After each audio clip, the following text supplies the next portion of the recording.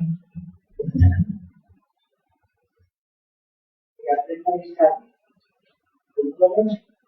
empecé. Muy buenos días, de nuevo con ustedes el día de hoy para continuar con nuestras charlas sobre toda esta semana que vamos a tratar sobre los problemas de columna. Y le damos la bienvenida a todas las personas que se conectan, que están viendo nuestros videos en YouTube y también los tenemos en Facebook.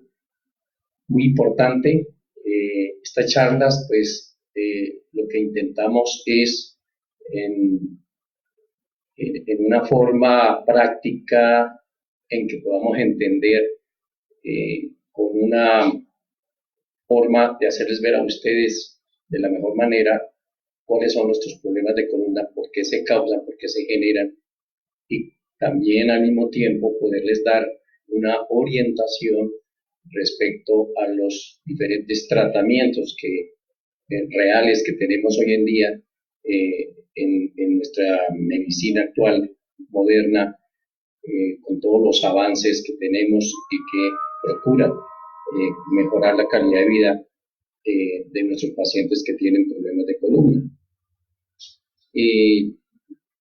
Igualmente, pues para hoy también tenemos unos consejos que nos está aportando la doctora Ana Verdugo, quien nos envió una información muy importante y que vamos dándola a través de estas charlas. En el día de ayer estuvimos hablando sobre la columna. Estuvimos hablando sobre que la columna es una estructura física, es como un edificio que tenemos dos zonas importantes, o podemos caracterizar dos digamos, estructuras en la columna, una que es móvil, digámoslo así, por su característica en sus uniones, en su conformación, y otra estática, la cual pues es bueno resumir en el día de hoy. La dinámica o la móvil, que está integrada por el componente vertebral de la zona cervical, de la zona dorsal y de la zona lumbar, es decir, que estas vértebras en su conjunto producen una serie de movimientos de flexión, de lateralidad, de rotación, sobre todo a nivel cervical y a nivel lumbar mayormente, y muy limitados los movimientos a nivel dorsal. A nivel dorsal, estas 12 vértebras dorsales, los movimientos son mínimos debido a que ahí estamos soportando las articulaciones de nuestra reja costal, es decir, nuestras costillas que van desde la parte anterior del nivel del esternón y que se articulan en cada una de las vértebras de la zona dorsal. Tenemos la otra estructura, que es la estructura sacrocoxígea. Esta estructura también conformada por vértebras, pero estas vértebras están totalmente fusionadas. Son 5 vértebras sacras y más o menos 4 vértebras coxígeas que están fusionadas totalmente, pero que también tienen unos conductos laterales por lo cual salen ciertos nervios periféricos que vienen de la médula espinal. Entonces, estas dos estructuras de la columna son prácticamente el compendio de lo que podemos nosotros analizar en el transcurso de estas charlas sobre los diferentes problemas que se presentan en nuestra columna y que tienen un gran impacto a nivel neurológico. Es decir, que es importante tener en cuenta que casi todos los problemas de columna generan una lesión neurológica o se manifiestan a través de patologías neurológicas. Hablamos también sobre la médula espinal, que es uno de los componentes de la columna o tiene como finalidad proteger, es parte del sistema nervioso central, que es la médula espinal, que esta médula espinal baja por ese conducto central que conforman la unión de vértebras de arriba abajo y ese canal protege la médula, que más o menos baja hasta el nivel L1, L2, es decir, hasta más o menos a nivel umbilical. Ahí más o menos se forma un cono medular, que es donde termina. Y de ahí hacia abajo, o sea, prácticamente podríamos decir que en la zona lumbar pues no tenemos casi médula espinal, sino que tenemos toda la estructura de conductos o de nervios, cordones nerviosos, que conforman lo que normalmente nosotros llamamos cola de caballo. Entonces, desde más o menos L1 se van esparciendo todos estos cordones para salir en los agujeros laterales que conforman la unión vertebral a nivel de la L1, de la L2, de la L3, de la L4, L5 y los nervios sacros que también salen y que conforman un gran complejo, dos complejos muy importantes como es el plexo lumbar y el plexo lumbosacro. Estos nervios realmente tienen que ver mucho con la inervación sensitiva y motora de los miembros inferiores, de la parte anterior de la pelvis, de la parte posterior de lo que es la cintura pélvica y miembros superiores.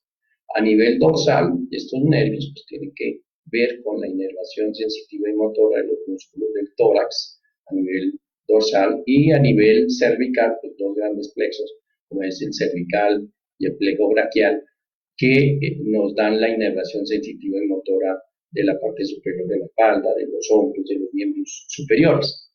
Este es más o menos, en resumen, lo que hablamos ayer. También importante tener en cuenta que estas vértebras, o que la columna vertebral está constituida por una componente óseo, por un componente articular como el cartílago articular que está en los discos intervertebrales y en algunas facetas articulares, y que se articulan entre sí vértebra con vértebra, que hay unos elementos de sostén que es importante tener en cuenta que son los ligamentos y la parte muscular que sostiene todo el andamiaje de nuestra columna vertebral. Entonces, continuando con la charla en el día de hoy, vamos a hablar sobre esa estructura y sus alteraciones que se presentan y vamos a ver algunos aspectos muy generales que tienen que ver con el manejo que nosotros le damos a esta estructura.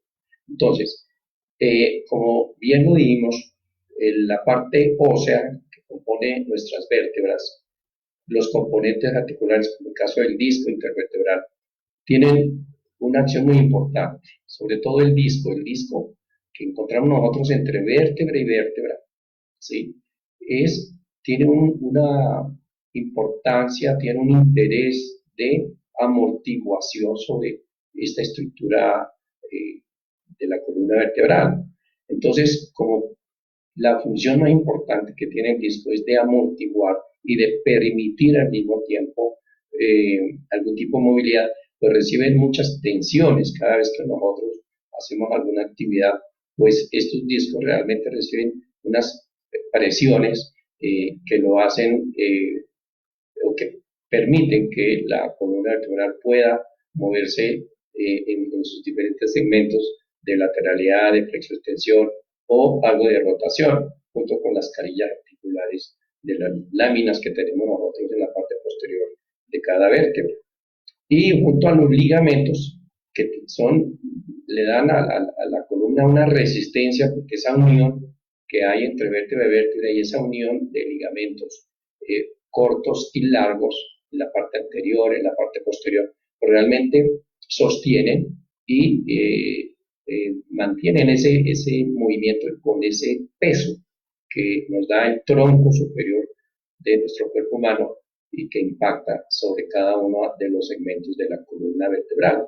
Por eso tenemos que entender que el peso y la movilidad son dos factores que inciden en cada segmento de las vértebras. Entonces, las primeras vértebras de arriba abajo, las cervicales, sostienen el peso del cráneo y todos sus componentes. Y de ahí sucesivamente hacia abajo, pues el peso aumenta hasta llegar a la zona lumbar, donde el peso es mayor. Entonces, es importante entender y muy interesante ver que estos discos cumplen una función muy importante y que al mismo tiempo, a través de cada etapa del desarrollo, de nuestro crecimiento, de nuestra formación, y al mismo tiempo, a medida que avanza nuestra edad, pues estas estructuras van cambiando su estructura.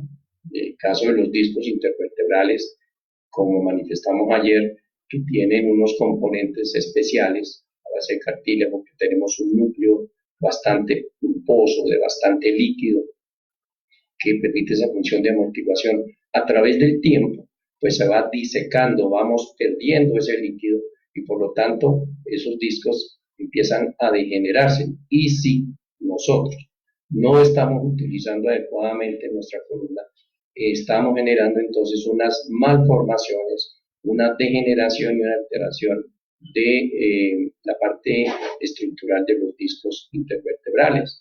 Entonces, estos discos se van dañando y a eso es lo que nosotros denominamos una discopatía, o sea, una enfermedad del disco.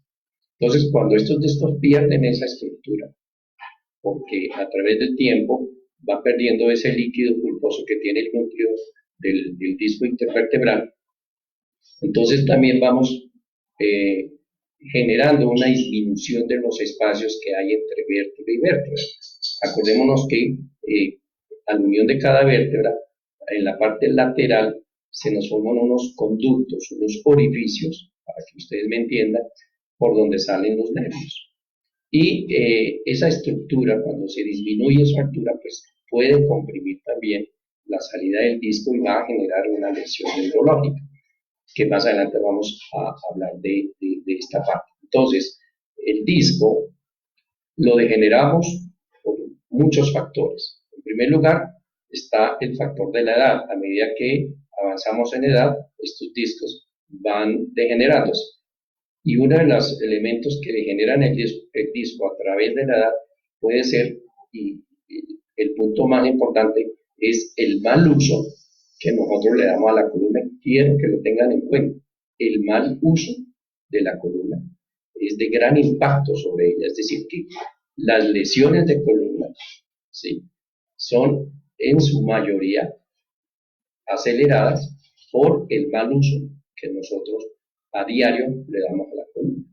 Entonces, ese es un factor. El otro factor es el aumento de peso, la obesidad. Entonces, cuando nosotros elevamos peso, ustedes pueden imaginarse que nuestras vértebras que sostienen ese peso corporal del tronco, pues al aumentar el peso sobre esa zona, pues va a incidir en el daño de estos discos intervertebrales. Además que podemos alterar la estructura ósea, podemos formar osteofitos, podemos deformar la estructura de los cuerpos vertebrales y eso va a contribuir también a generar algún tipo de problema neurológico en nuestra columna vertebral.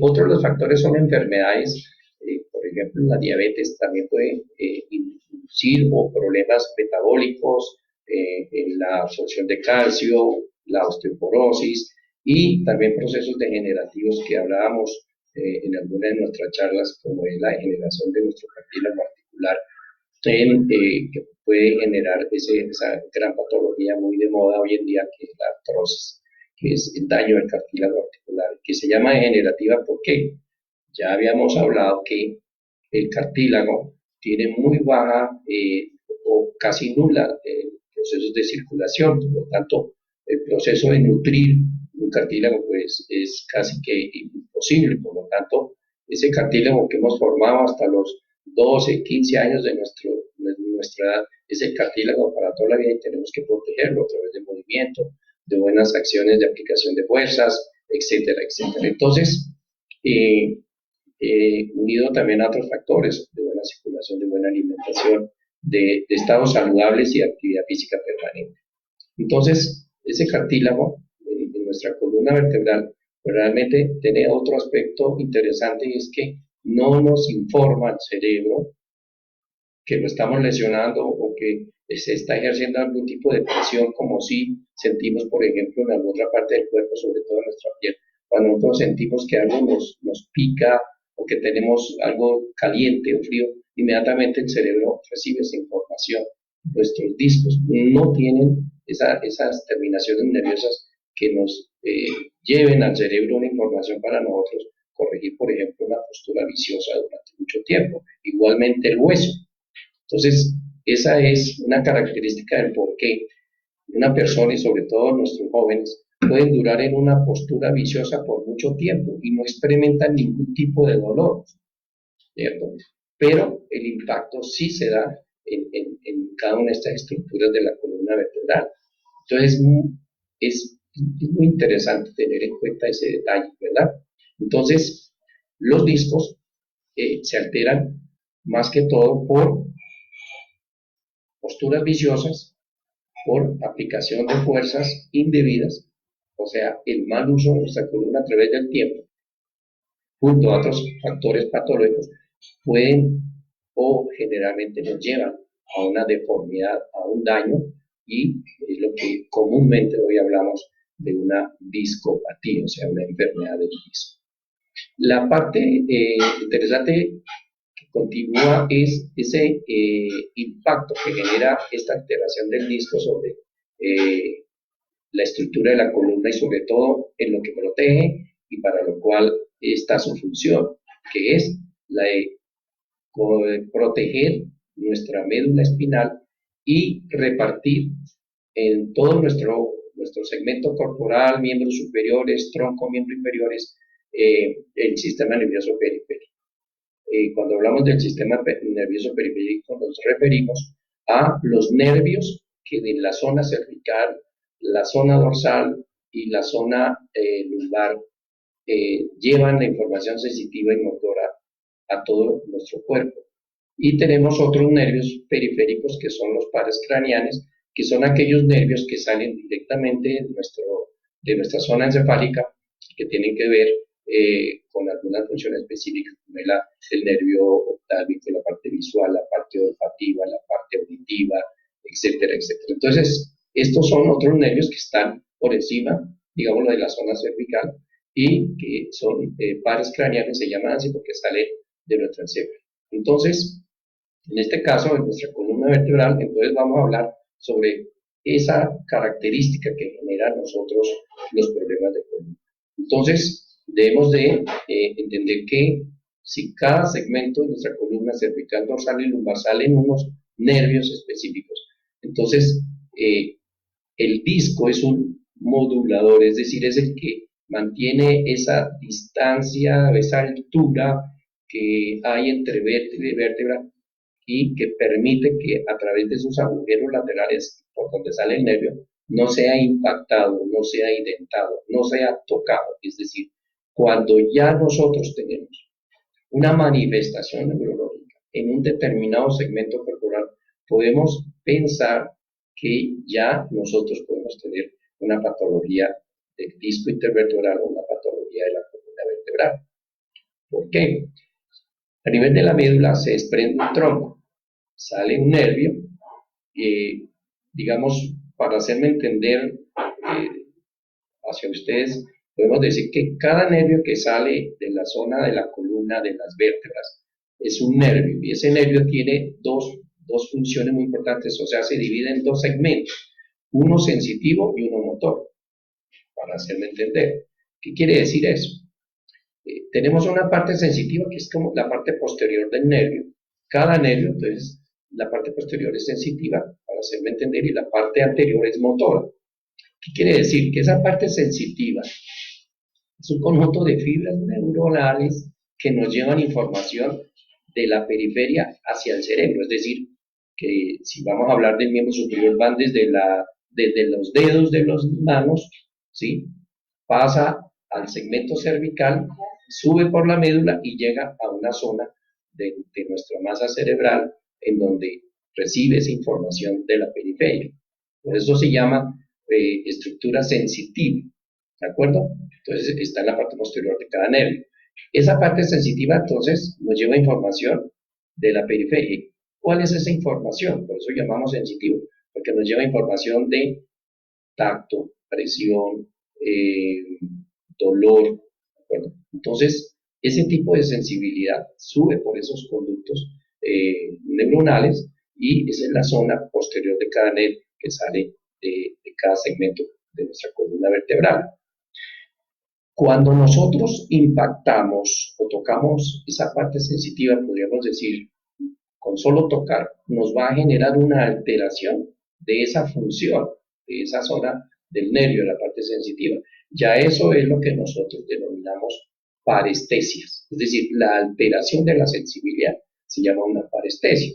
Entonces, muchas personas sienten adormecimiento, hormigueo, sensación de mucho frío, pringamiento, ¿sí? Dolor, todo eso es parestesia. Entonces, las parestesias es cuando nosotros comprimimos la zona sensitiva de ese nervio. En la parte anterior, entonces, tenemos el nervio motor, que quiere decir que son el conjunto de fibras neurológicas, neuronales, que vienen del cerebro hacia la periferia, ¿de acuerdo?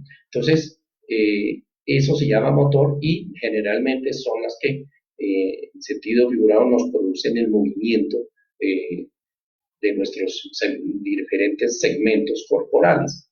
Entonces, cada nervio que sale en cada segmento de nuestra columna vertebral, pues tiene esos dos componentes. En neurología nosotros llamamos el componente de fibras ascendentes y descendentes, ¿de acuerdo? Ascendentes es que nos lleva información al cerebro, descendentes es lo que da la orden al cerebro para generar una función. Entonces, mire la importancia, mire el interés que debemos de tener nosotros sobre nuestra columna vertebral. Casi que podríamos decir que un problema de columna vertebral nos genera una lesión, una alteración de tipo neurológico. Entonces, por eso nuestros especialistas en el manejo de los problemas de columna está la parte de rehabilitación física, ¿sí? De fisiatría, está la parte de ortopedia, ¿sí? Porque pues tiene que mirar el componente óseo, el componente de los meniscos, y está el neurocirujano, ¿sí? Entonces, mire, el grupo interdisciplinario, que es el que seguramente a través del tiempo quienes tienen problemas de columna han pasado por mucho tiempo el tratamiento en sus lesiones de columna, que hay que hacer fisioterapia, que la parte farmacológica, parte médico general, que luego que hay que hacerlo el fisiatra, el ortopedista y el neurocirujano, que son quienes en última definen los procesos de tratamiento cuando las lesiones son ya de bastante alteración física, como las que he venido mencionando. Entonces, entendamos este punto porque es importante conocer, porque es que uno a veces se asombra cuando atiende uno a un paciente que viene ya con un problema de columna, no conoce qué le está pasando. Simplemente dice, no, tengo una discopatía, tengo una hernia. Entonces, ahí nos damos cuenta que hay un poquito de ignorancia y yo pienso que para hacer prevención, para ayudar al tratamiento de los problemas de columna es interesante que cada paciente conozca qué es lo que le está pasando realmente para que al mismo tiempo tomar o que las medidas que a nivel científico, a nivel médico se tomen, también el paciente colabore, contribuya a la recuperación de estos problemas de columna. Entonces, ya hoy vimos esa parte interesante que significa para nosotros un disco y que significa para nosotros esa función de la columna distribuir el sistema nervioso periférico a través de los nervios que salen y su composición, esa parte sensitiva y esa parte motora. Entonces, cuando yo idento la parte sensitiva, la parte posterior del nervio, estoy generando una alteración de la sensibilidad. Cuando yo molesto, idento, toco la parte anterior del nervio, estoy generando un tipo de parálisis, de debilidad muscular, de atrofia muscular. Entonces, siempre los problemas de columna me pueden a mí o se manifiestan a través de esos dos aspectos. Uno, alteración de la sensibilidad que llamamos parestesias. Otro, debilidad muscular, pérdida de la función motora, atrofia muscular, que es dada cuando nosotros estamos dañando la parte motora de ese nervio, o sea, los haces descendentes de nuestros nervios.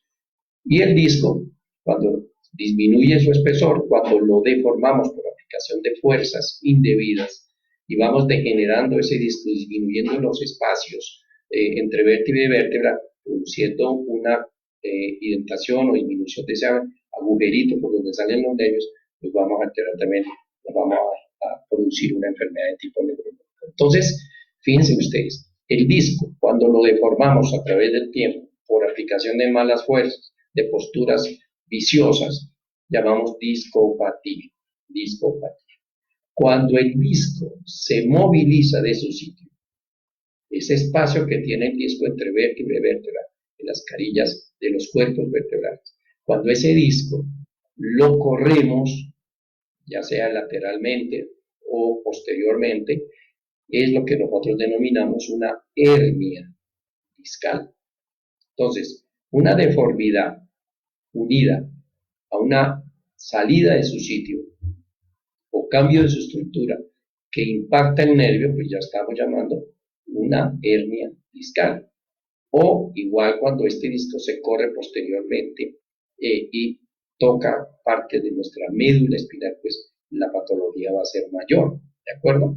Entonces, esa es la diferencia entre una discopatía, sí, generalmente, específicamente, es, hay otros factores, pero es para hacernos entender qué es una discopatía, qué es una hernia discal. Entonces, el disco se corre, una hernia, disco deformado, descompuesto, pérdida de ese líquido de la parte del núcleo pulposo del disco. Entonces, disminuye, entonces hablamos de una discopatía discal.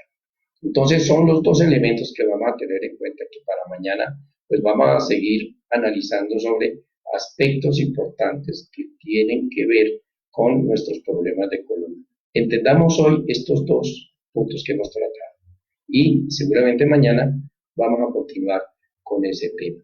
La doctora Ana Clelia Verdugo nos envió entonces algunos consejos prácticos importantes para tener en cuenta. Entonces, revisábamos un poquito que es bueno las 6 comidas, que debemos de consumir alimentos cada 2 horas y media, el ejercicio que se vuelve muy importante, tratar de en nuestro campo que tenemos ahora en esta cuarentena, hacer caminatas dentro de nuestra casa, dentro de nuestro apartamento, más o menos de 40 a 60 minutos, que hacer actividades físicas de fortalecimiento muscular, de, de, de ejercicios que nos generen un buen estado cardiovascular, como es aeróbicos, a través de bicicleta estática, por ejemplo. El control del estrés, muy importante. Ayer hablamos sobre los 7 grupos de alimentos, que ustedes los pueden encontrar en internet, que son los alimentos básicos que el Instituto Colombiano de Bienestar Familiar tiene para nuestra alimentación. Y hablábamos que la doctora Ana Clelia nos decía que para favorecer la salud de músculos, huesos y dientes hay que consumir diariamente leche u otro producto lácteo y el huevo, que este huevo pues uno diario y no más de 4 veces a la semana. Para una buena digestión y prevenir enfermedades, por ejemplo el corazón, hay que incluir en nuestras comidas la fruta, muy importante. Ella nos manifiesta que recomienda mucho la fruta entera, o sea, consumir la fruta con líquido por separado cada uno. Es decir, si yo me como una manzana, entonces consumo la manzana y agua, por ejemplo. Entonces, esa es una recomendación que nos hace la doctora. Lo de compartir y disfrutar en compañía del grupo familiar los alimentos que consumimos a diario sin distracción, porque pues realmente repetíamos y decíamos ayer que es triste ver cómo hoy en día en restaurantes, quizás en nuestras casas, estamos comiendo y estamos pegados a un celular, estamos haciendo 4 o 5 cosas al tiempo.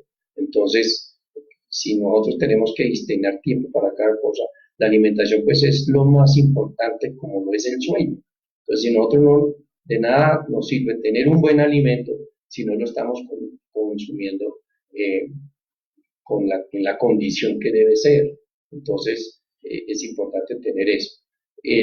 También que para bajar de peso o conservar el peso adecuado, pues hay que evitar el consumo de alimentos endulzantes naturales como es el azúcar, la miel, los productos artificiales, las golosinas, los alimentos procesados, las bebidas alcohólicas, las bebidas endulzantes como las gaseosas, los fritos, la comida chatarra, comida callejera, etcétera, etcétera, porque son inductores que en un momento dado pues, nos elevan de peso y más en esta cuarentena. Hay que preferir las preparaciones guisadas, salteadas, asadas, a la plancha o al vapor. Esa es una recomendación que nos hace la doctora en estos estados de cuarentena y evitar al máximo los fritos. Mañana, entonces, tendremos otros consejos que nos envía nuestra doctora Ana Clelia, nutricionista, dietista de la Universidad Nacional. Y continuamos con la charla de nuestros problemas de columna. Entonces, les recomiendo entender la función que tiene nuestros discos intervertebrales y su impacto que genera esta deformidad sobre nuestros nervios del sistema nervioso periférico con sus dos funciones, una sensitiva y una motora, para poder entender lo que mañana vamos a continuar hablando del tema. Bueno, esta era la charla de hoy. Muchas gracias por estar acá. Y bueno, mañana continuaremos con nuestros problemas de columna. Entonces, tenemos que seguir en casa y todo está en nuestras manos. Un feliz resto de día y mañana a las 10 de la mañana nos veremos por este mismo canal. Muy buen día.